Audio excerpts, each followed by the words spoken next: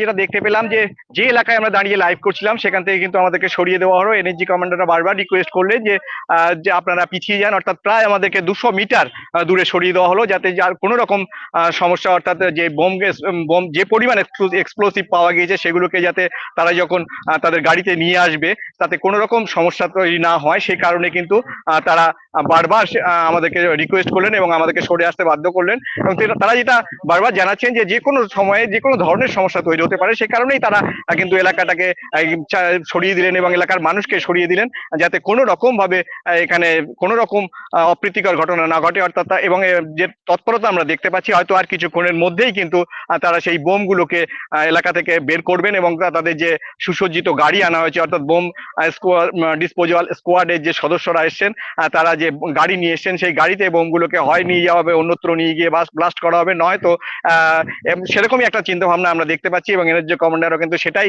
চেষ্টা করছেন, যাতে এলাকায় কোনো রকম বোমা বাস্ট হয়ে কোনো রকম অপ্রীতিকর ঘটনা না ঘটে, সেটার জন্য কিন্তু তারা এলাকাটাকে টোটালি ঘিরে দিয়েছেন। এবং বেশ কিছুটা আমরা বলা যেতে পারে যে বাড়িটায় তল্লাশি চলছিল এতক্ষণ, সেই বাড়ি থেকে আমরা বলা যায় 500 মিটার দূরত্বে সরে এসেছি এবং এই এলাকাটা কিন্তু টোটালি ঘিরে দিয়েছে এনএসজি কমান্ডোরা। রোবটটিকে বের করার পর পিচের যে রাস্তা, সেই রাস্তা দিয়ে রোবটটিকে নিয়ে যাওয়া হলো এবং তারপরে যে বাড়িতে তল্লাশি চলছিল সেই দুটো ভেড়ির মাঝখান দিয়ে যে ইটের রাস্তা, সেই ইটের রাস্তার মাঝখান দিয়ে কিন্তু রোবটটিকে নিয়ন্ত্রণ করা হলো। রাস্তায় বসে একজন আধিকারিক, তিনি কিন্তু রোবট এনএসজি কমান্ডো একজন, তিনি কিন্তু রোবটটিকে নিয়ন্ত্রণ করলেন। এবং এই মুহূর্তে রোবটটি আমরা দেখতে পাচ্ছি যে বাড়িতে তল্লাশি চালাচ্ছিল সেই বাড়ির খুব কাছাকাছি পৌঁছে গিয়েছে।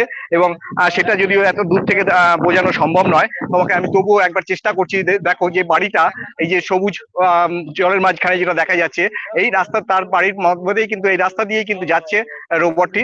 এবং রোবটটিকে নিয়ে যাওয়া হচ্ছে, অনুমান করা হচ্ছে যে কোনো একটি বক্সে একটা কিছু বিস্ফোরক আছে, সেই বিস্ফোরকের কারণেই কিন্তু এই রোবটটিকে নিয়ে আসা হয়েছে এবং এনএসজি কমান্ডোদের এলাকায় নিয়ে আসা হয়েছে।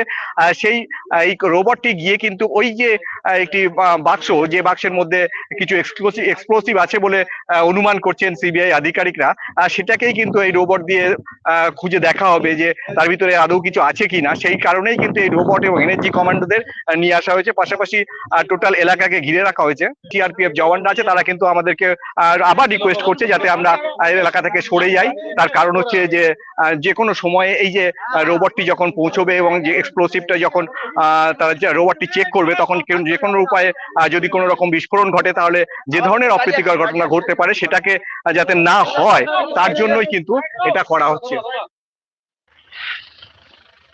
তোমাকে একটা দেখো এনএসজি কমান্ডোদের আরো একটি গাড়ি, সুসজ্জিত ভাবে এনএসজি কমান্ডোদের আরো একটি গাড়ি সেখানে ঢুকে যাচ্ছে। দেখো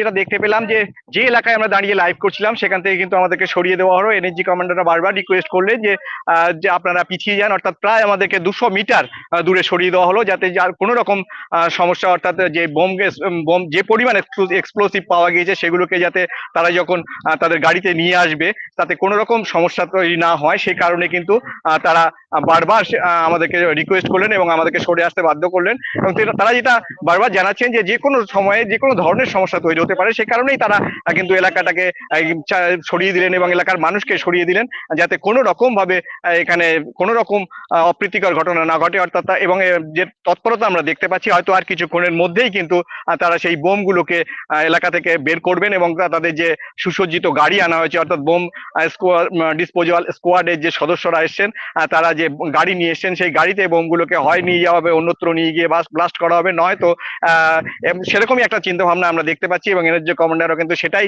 চেষ্টা করছেন, যাতে এলাকায় কোনো রকম বোমা বাস্ট হয়ে কোনো রকম অপ্রীতিকর ঘটনা না ঘটে, সেটার জন্য কিন্তু তারা এলাকাটাকে টোটালি ঘিরে দিয়েছেন। এবং বেশ কিছুটা আমরা বলা যেতে পারে যে বাড়িটায় তল্লাশি চলছিল এতক্ষণ, সেই বাড়ি থেকে আমরা বলা যায় 500 মিটার দূরত্বে সরে এসেছি, এবং এই এলাকাটা কিন্তু টোটালি ঘিরে দিয়েছে এনএসজি কমান্ডোরা। রোবটটিকে বের করার পর পিচের যে রাস্তা, সেই রাস্তা দিয়ে রোবটটিকে নিয়ে যাওয়া হলো, এবং তারপরে যে বাড়িতে তল্লাশি চলছিল, সেই দুটো ভেড়ির মাঝখান দিয়ে যে ইটের রাস্তা, সেই ইটের রাস্তার মাঝখান দিয়ে কিন্তু রোবটটিকে নিয়ন্ত্রণ করা হলো। রাস্তায় বসে একজন আধিকারিক, তিনি কিন্তু রোবট এনএসজি কমান্ডো একজন, তিনি কিন্তু রোবটটিকে নিয়ন্ত্রণ করলেন। এবং এই মুহূর্তে রোবটটি আমরা দেখতে পাচ্ছি যে যে বাড়িতে তল্লাশি চালাচ্ছিল, সেই বাড়ির খুব কাছাকাছি পৌঁছে গিয়েছে।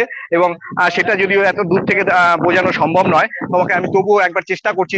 দেখো যে বাড়িটা, এই যে সবুজ জলের মাঝখানে যেটা দেখা যাচ্ছে, এই রাস্তা তার বাড়ির মধ্যেই কিন্তু, এই রাস্তা দিয়েই কিন্তু যাচ্ছে রোবটটি। এবং রোবটটিকে নিয়ে যাওয়া হচ্ছে, অনুমান করা হচ্ছে যে কোনো একটি বক্সে একটা কিছু বিস্ফোরক আছে, সেই বিস্ফোরকের কারণেই কিন্তু এই রোবটটিকে নিয়ে আসা হয়েছে এবং এনএসজি কমান্ডোদের এলাকায় নিয়ে আসা হয়েছে। এই রোবটটি গিয়ে কিন্তু ওই যে একটি বাক্স, যে বাক্সের মধ্যে কিছু এক্সপ্লোসিভ আছে বলে অনুমান করছেন সিবিআই আধিকারিকরা, সেটাকেই কিন্তু এই রোবট দিয়ে খুঁজে দেখা হবে যে তার ভিতরে আদৌ কিছু আছে কিনা। সেই কারণেই কিন্তু এই রোবট এবং এনএসজি কমান্ডোদের নিয়ে আসা হয়েছে, পাশাপাশি টোটাল এলাকাকে ঘিরে রাখা হয়েছে।